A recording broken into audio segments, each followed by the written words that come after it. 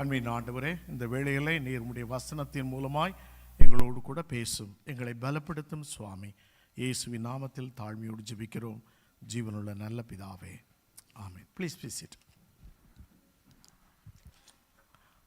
இந்தியாவிலே நான் வளர்ந்து சின்ன பிள்ளையாக இருக்கும்போது எனக்கு இருக்கக்கூடிய ஒரு மிகப்பெரிய ஒரு ஒரு ஒரு ஒரு எக்ஸைட்டிங் கேம் என்ன தெரியுமா?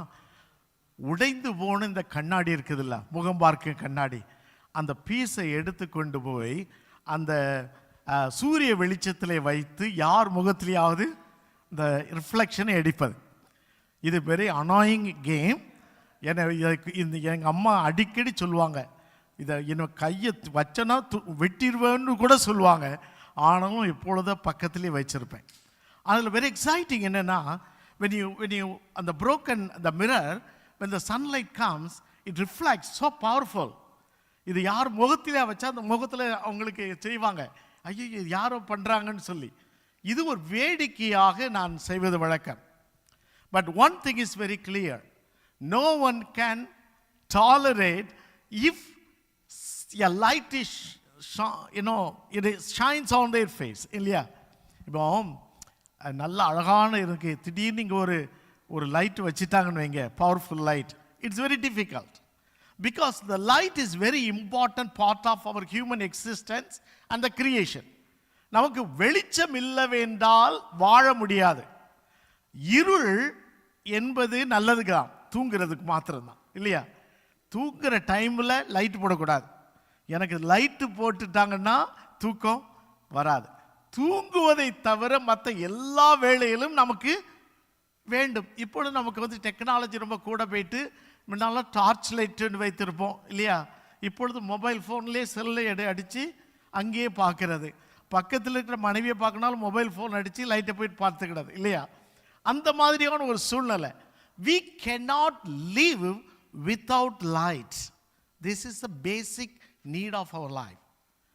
ஆண்டவர் நமக்கு இந்த உலகத்தில் எப்படி இருக்கிறார், எப்படி வந்தார் என்றால், ஆண்டவராய் இயேசுக்கு சொன்னார், நான் உங்களுக்கு வெளிச்சமாய் இருக்கிறேன். I am the light of the world. உலகத்திற்கு வெளிச்சமாய் இருக்கிறேன்.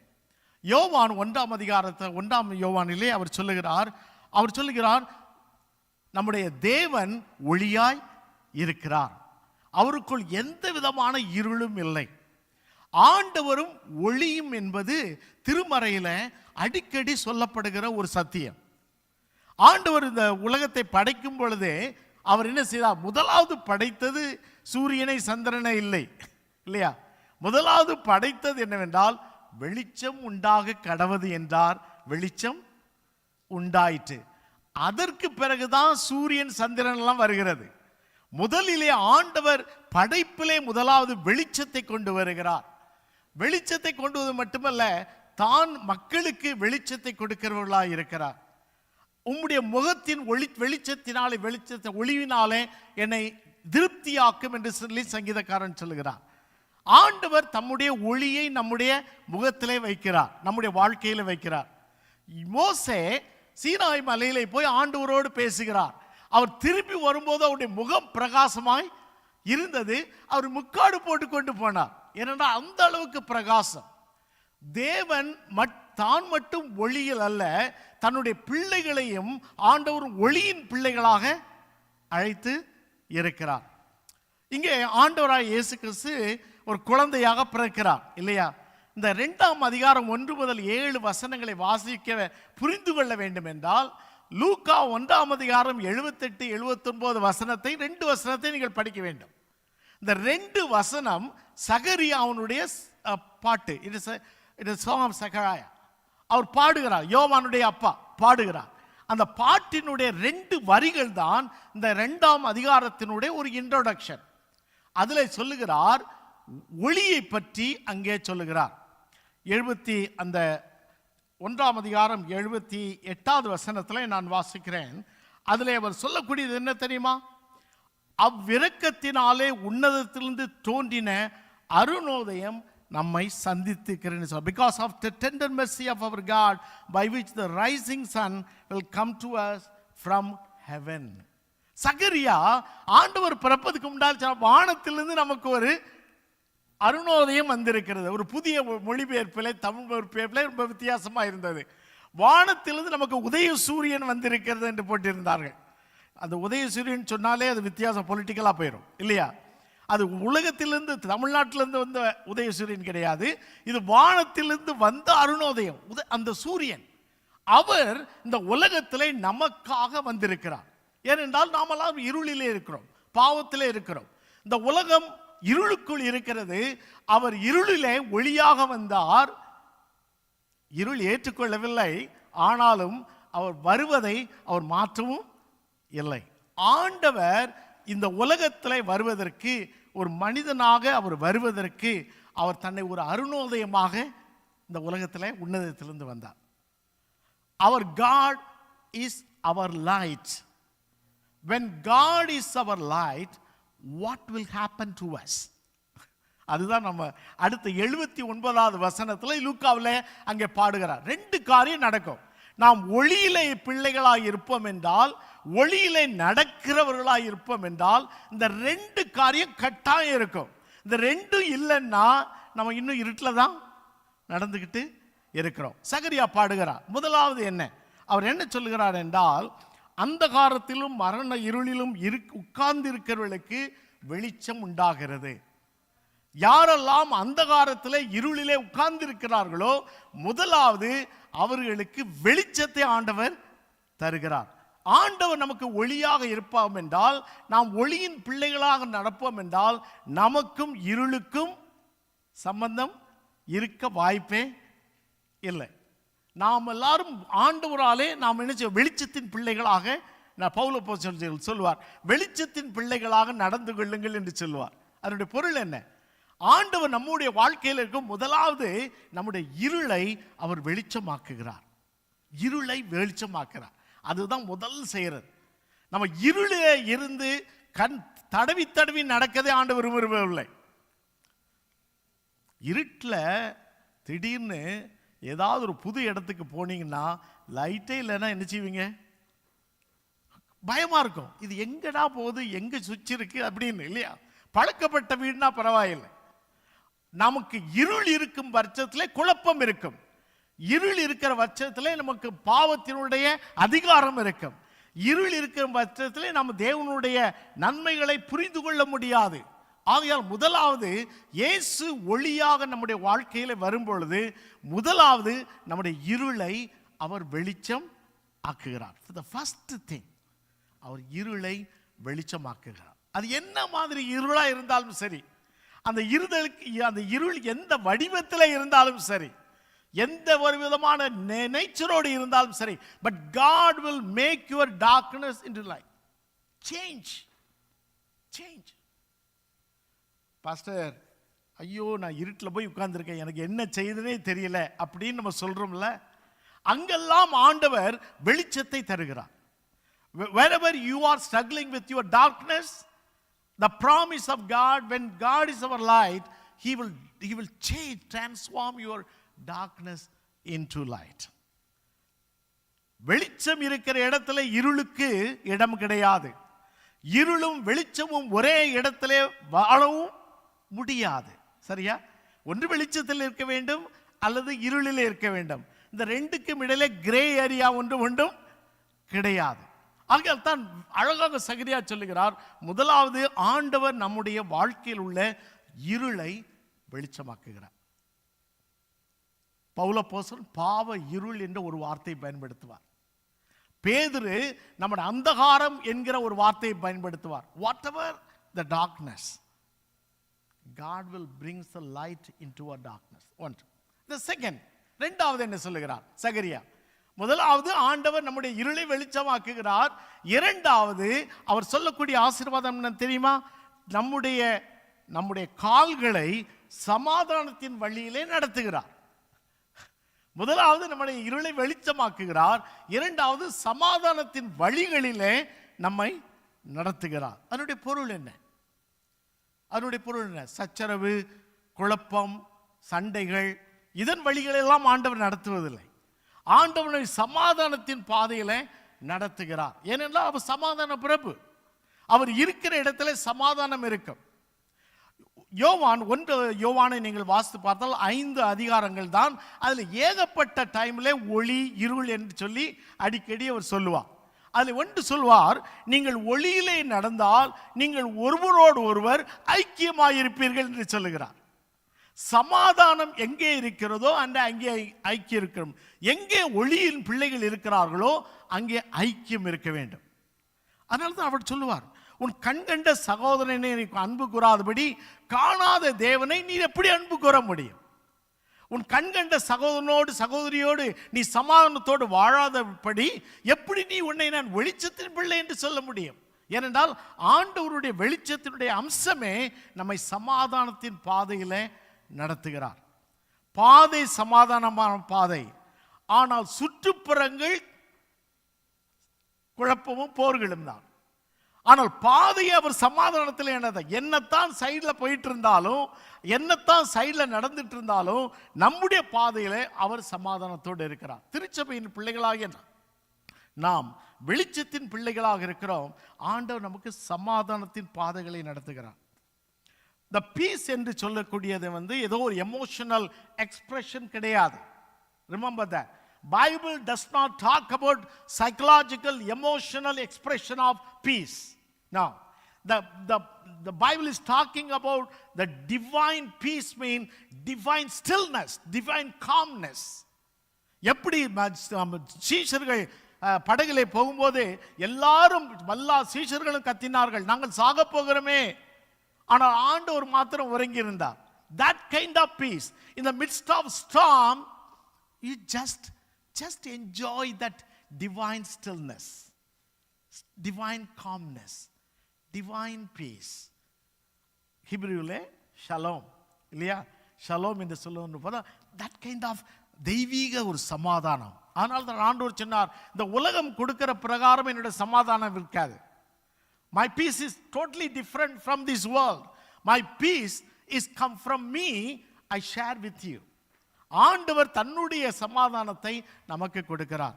சமாதான பாதையிலே நடத்தும் பொழுது பல போராட்டங்கள் வரும், இல்லை என்று நான் சொல்லவில்லை. யாக்கோபு அவன் மாமா வீட்டுக்கு போகும்பொழுது காட்டிலே பெத்தேலிலே படுத்திருக்கிறான். படுத்திருக்கும் போது சொப்பனம் வருகிறது. சொப்பனத்தின் மூலமாய் ஆண்டவர் உன்னோடு பேசுகிறார். நான் உன்னோடு கூட இருந்து உன்னை திரும்பவும் மிகுந்த பெரிய ஜாதியாய் கொண்டு வருவேன் என்று சொன்னார். ஆனா அதோடு பிரச்சனை முடிஞ்சிட்டா? இல்லை, அதுக்கு பிறகுதான் பிரச்சனையே ஆரம்பிச்சு. மாமா வீட்டுக்கு போறான், கல்யாணம் பண்றான், பிள்ளைகள் பெறாங்க, எல்லா வேலையும் இருந்தது. ஆனால் 20 வருஷம் அவனுடைய வாழ்க்கை நரகமான ஒரு வாழ்க்கை. He was exploited, he was oppressed, he was abused by the father-in-law. But God was faithful. In the midst of all these experiences, God led Jacob into the peaceful pathway to reconcile with his brother Esau. ஒரு ஆண்டவர் நமக்கு வெளிச்சமாய் இருப்பார் என்றால் நம்முடைய இருளை அவர் வெளிச்சமாக்குகிறார், நம்மை சமாதானத்தின் பாதையில நடத்துகிறார். 2 இருக்கணும். இந்த 2 இருந்தா இந்த அருணோதயம் நமக்கு இருக்கிறது. இந்த உன்னதத்தில் உள்ள அருணோதயம் நம்முடைய வாழ்விலே இருக்கும் என்றால் இந்த 2 இருக்கும். ஸோ ஆண்டவருடைய வார்த்தை என்ன? ஆண்டவர் என்ன சொல்லுகிறார்? We are all the children of light. நாமெல்லாம் தெய்வத்தினுடைய பிள்ளைகள், நாமெல்லாம் வெளிச்சத்தின் பிள்ளைகள். இயேசுவாகிய ஒளி நமக்குள்ளே இருக்கிறது. அவர் நமக்குள்ளே இருக்கும்போது எந்த இருளை பற்றி நமக்கு கவலைப்பட வேண்டிய அவசியமே இல்லை. ஏனென்றால் இருளை வெளிச்சமாக்கும் ஆண்டவர் நம்மோடு கூட இருக்கிறார். 2வது, என்ன போராட்டம் வந்தாலும் கவலை இல்லை. ஏனென்றால் சமாதானத்தின் தேவன் நம்மளை வழி நடத்துகிறார். ஒரு மிஷனரி, அந்த மிஷனரி தன்னுடைய நாட்டிலிருந்து இன்னொரு நாட்டுக்கு போகிறார். போகும்போது அவர் மிகப்பெரிய ஒரு எதிர்பார்ப்போடு போகிறார். அவர் போய் அந்த நாட்டை பற்றி அவருக்கு தெரியாது. ஆனால் அந்த நாட்டுக்கு போகிறார். அந்த நாட்டினுடைய சாப்பாடு, மொழி எதுவுமே அவருக்கு ஒத்து வரவில்லை. அவருடைய மனைவி, அவருடைய 2 பிள்ளைகள், அவருடைய 2 பிள்ளைகளும் அங்கே வந்த சமயத்தில் அவர் காலராவினாலே அந்த 2 பிள்ளைகளும் அவர்களை மரித்து போகிறார்கள். அவர் அடக்கம் பண்ணுகிறார். அவருடைய மனைவி தான் 2 பிள்ளைகளை இழந்த அந்த சோகத்தினாலே அவள் மனநோய் ஆகிறாள். Completely mentally she was became sick. ஒரு ஒரு ஒரு பைத்தியக்காரியாக அவள் வாழ ஆரம்பித்தாள். ரொம்பவும் கஷ்டப்பட்டு கடைசியில் அவருடைய மனைவியும் இறந்து விடுகிறாள். அடக்கம் பண்ணுகிறார். அடக்கம் பண்ண பிறகு அவரை அனுப்பின சர்ச் எல்லாரும் சொன்னாங்க, போதும் நாட்டுக்கு திரும்பி வந்துருங்க அப்படின்னு சொன்னோடனே அவர் சொன்னார், இல்லை ஆண்டவர் எனக்கு வெளிச்சமாக இருக்கிறார். என்ன நான் நான் உழைக்கிற இந்த ஜனத்திற்கு ஆண்டவர் வெளிச்சமாக இருக்கிறார். நான் எவ்வளவுதான் இழப்பு இருந்தாலும் சமாதானத்தின் தேவன் என்னோடு கூட இருக்கிறார் என்று சொல்லி அதே இடத்துல அவர் மரணம் அடைந்தார். அவர்தான் நம்முடைய இந்திய தேசத்தினுடைய தியலாஜிக்கல் ஃபவுண்டர் ஆஃப் இந்தியா என்று சொன்னால் வில்லியம் கேரி ஐயா. கல்கத்தாவில் அவர் எக்ஸ்பீரியன்ஸ் பண்ணது, அவர் தொடங்கினது தான் செராம்பூர் செனட் யூனிவர்சிட்டி. இன்றைக்கு எல்லா தியலாஜிக்கல் காலேஜுக்கும் பைபிள் காலேஜுக்கும் இந்தியாவில் அவங்ககிட்ட இருந்து தான் சர்டிஃபிகேட் வாங்கணும். அந்த அளவுக்கு மிகவும் முக்கியமான ஒரு தியலாஜிக்கல் காலேஜை தொடங்கியிருக்கிறார். செராம்பூர் காலேஜை இப்போ நீங்கள் போய் பார்த்தீங்கன்னா கல்கட்டாவில் செராம்பூரில் இருக்குது. It is a very biggest campus. ரொம்ப அழகான ஒரு கேம்பஸ். அந்த கேம்பஸுக்குள்ளே நுழையும் போது அந்த வில்லியம் கேரினுடைய ஸ்டாச்சு இருக்கும். அந்த ஸ்டாச்சு இருக்கும். அதில் அவர் எவ்வளவு கஷ்டப்பட்டார் தெரியுமா? அவர் ஷூவை செய்கிற வேலை, அவருக்கு செருப்பு செய்கிற வேலையை வச்சே அவர் ஊழியம் செஞ்சார். பிள்ளைகளை இழந்தார், மனைவியை இழந்தார். ஆனால் இந்தியாவில் ஆண்டவருக்காக ஊழியம் செய்யக்கூடிய மிகப்பெரிய ஒரு ஏகத்தை ஏற்படுத்தினார். Because Jesus is his light, right? அவர் இருளை வெளிச்சமாக்குகிறார், மட்டுமல்ல சமாதானத்தின் பாதையிலே நடத்துகிறார். அருமையான கடவுளுடைய பிள்ளைகளே, இந்த ஆராதனையிலே ஆண்டவர் சொல்லக்கூடியதை எளிமையாக நான் சொல்லிவிடுகிறேன். நீங்களும் நானும் வெளிச்சத்தின் பிள்ளைகள்.